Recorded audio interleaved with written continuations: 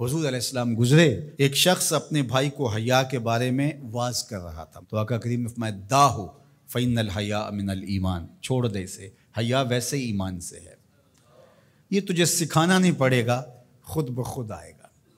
تو حیا ایمان کے ساتھ جڑی ہوئی چیز ہے، ایک چیز آئی تو دوسری چیز بھی ساتھ ہی مل گئی۔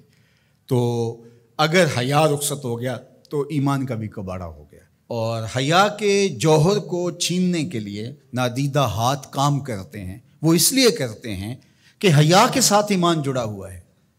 جب حیا باختہ ہو جائیں گے تو ایمان سے بھی ان کو خالی کر دیں گے۔ ان کو یوں کہنا کہ تم کافر ہو جاؤ، اسلام چھوڑ دو، کوئی بھی نہیں کرے گا۔ تو بہتر نہیں ہے کہ ان کو حیا سے خالی کر دیں، تو وہ ساتھ پیچھے پیچھے ساتھ ہی چلی آئے گی چیز۔ تو اب دشمن کی یہ چال یہ ہے کہ یہ مسلم کافر تو نہیں ہوں گے، لیکن اس طرح کیا جائے کہ ان کو مسلمان بھی نہ رہنے دیا جائے۔ اب یہ جو کچھ ہوا ہے، ایک قانون پاس کر لیا گیا اور مردوں اور عورتوں نے اپنی جنس تبدیل کرنا شروع کر دی، اور لوگوں کو پتہ اس وقت چلا جب 29,000 لوگ جو ہے وہ اپنی جنس تبدیل کر چکے تھے، مردوں سے عورت اور عورتوں سے مرد۔ اور اس کے جو دوررس نتائج ہیں اور اس کے منفی اثرات ہیں، ایک عورت اگر اپنی جنس تبدیل کر لیتی ہے تو کل وراثت کے اندر وہ پورا حق لے گی، اس لیے کہ اس کے شناختی کارڈ کے اوپر جو ہے وہ مرد لکھا ہوا ہے۔ ایک مرد جو ہے وہ خاتون بن جاتا ہے تو وہ عورتوں کے واش روم میں گھس جائے اور پھر کوئی خرابی پیدا ہوتی ہے، اس کے بعد اس کو گرفتار ہی نہیں کیا جا سکتا، وہ کہ میں تو عورت ہوں، یہ تو ممکن ہی نہیں ہے۔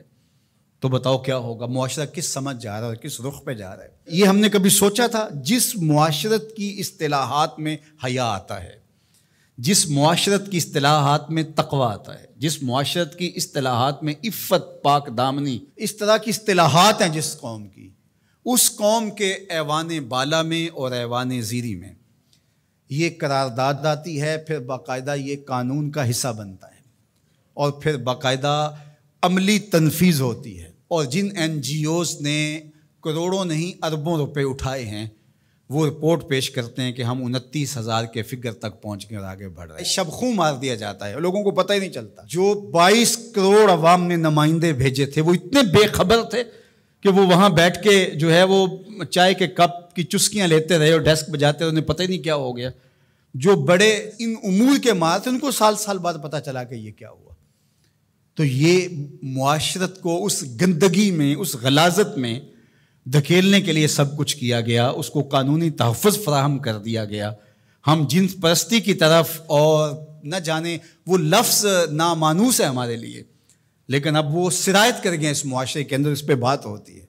اور ہم کہاں گر گئے ہیں، کس گڑھے میں گر گئے ہیں؟ ہم انسان ہیں، یہ تو چوپائے بھی نہیں کرتے۔ جو آج مغرب کر رہا ہے، وہاں کے سنجیدہ طبقے بھی اس پہ آواز اٹھاتے ہیں، وہ بھی سر پکڑ کے ان کے دانشور کہتے ہیں یہ کس سمجھ جا رہے ہو؟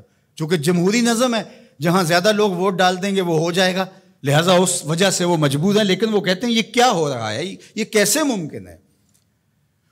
اللہ تعالیٰ نے قرآن مجید میں ارشاد فرمایا اولئک کالانعام بل ہم اضل، انسانوں کی اقدار سے برگشتگی اور ان کا اخلاقیات سے دور ہو جانا، اور اس کے نتیجے کو اللہ تعالیٰ بیان فرماتا ہے۔ تمثیل کے طور پہ چیز بیان فرمائی کہ یہ لوگ چوپائے ہو گئے ہیں، اولئک کالانعام، یہ چوپایوں کی طرح ہے۔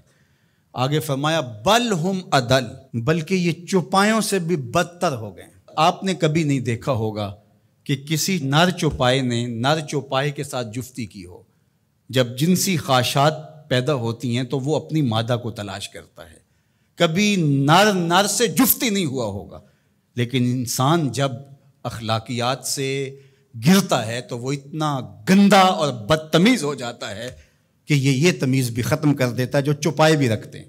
تو یہ ہے چوپایوں سے بھی بدتر ہو جانا، غلیظ گندا عمل قوم لوط اس کی زندگی کا حصہ بن جاتا ہے۔ اور بندے کے پلے بچتا کیا ہے، اس کے پاس رہتا کیا ہے جب وہ اتنا غلیظ ہو جائے؟ اس کی روح بھی زخمی ہو جاتی ہے، اس کا باطن اور ضمیر بھی داغ ہو جاتا ہے جب اس کی نظر میں غلاظت آتی ہے، اچھے جائے کہ وہ عملی طور پہ غلاظت کے اس درجے پہ پہنچ جائے۔ تو یہ چوپایا نہیں قرآن نے کہا، بلکہ چوپایوں کے ہاں بھی ایک تہذیب کا درجہ ہے، اس کو کراس وہ بھی نہیں کرتے، لیکن یہ چوپایوں سے بھی بدتر ہو گئے۔ تو کیا جو چوپایوں سے بھی بدتر ہوں گے اس کا تتبع کریں گے؟ جو چوپایوں سے بھی گندے ہو جائیں گے، کیا وہ ایک انسانی معاشرے کا شعار ہو سکتا ہے؟ اور کتنی بدبختی یہ ہے کہ اس طرح کے قانون دنیا کی پارلیمنٹس کے اندر جو ہے وہ پاس کیے جائیں گے، باقاعدہ حکومتیں اس کو سرپرستی فراہم کر رہی ہوں گی۔ بد تہذیبی کو تہذیب قرار دے دیا جائے تو اس سے بڑی بد تہذیبی کیا ہے؟ گندگی کو، غلاظت کو اگر گلاب کہہ دیا جائے تو اس سے بڑی بد تہذیبی کیا ہوگی؟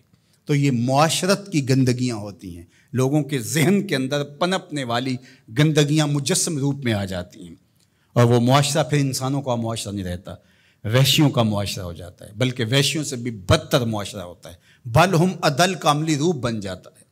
تو وہ معاشرہ چاہے کلمہ پڑھتا ہو، وہ معاشرہ چاہے بظاہر نمازیں پڑھتا ہو، وہ معاشرہ چاہے اپنے آپ کو کہتا ہو کہ میرے جیسا زمانے میں کوئی نہیں ہے، وہ گندہ ترین معاشرہ ہوتا ہے۔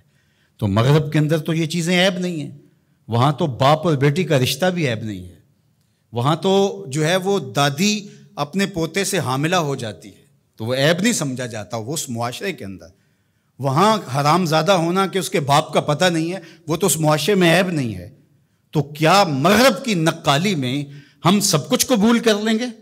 ان کی جو چیزیں اختیار کرنے والی ہیں وہ تو ہم نے کی نہیں ہیں، ان کی وہ مادی ترقیاں جو ہمارے دین کے راستے میں رکاوٹ نہیں بنتی تھی وہ تو ہم نے کی نہیں، لیکن ہم ان کی غلاظتیں، گندگیاں اور ان کی وہ جہالتیں اس کو ہم جو ہے وہ اپنے سینے سے لگاتے ہیں اور مغرب کو خوش کرنے کی کوشش کرتے ہیں۔ یہ ہمارے اشرافیہ کا روپ ہے، اگرچہ عوام کا یہ روپ نہیں ہے، لیکن آہستہ آہستہ عوام، یہ جو 29,000 لوگوں نے رجسٹرڈ کروایا ہے تو یہ کون لوگ ہیں؟ اسی معاشرے کے لوگ ہیں۔ تو یہ معاشرہ کس سمت جا رہا ہے، اس کے لیے ہمیں غور و فکر کرنا ہوگا، اپنی نسلوں کو بچانا بھی ہوگا۔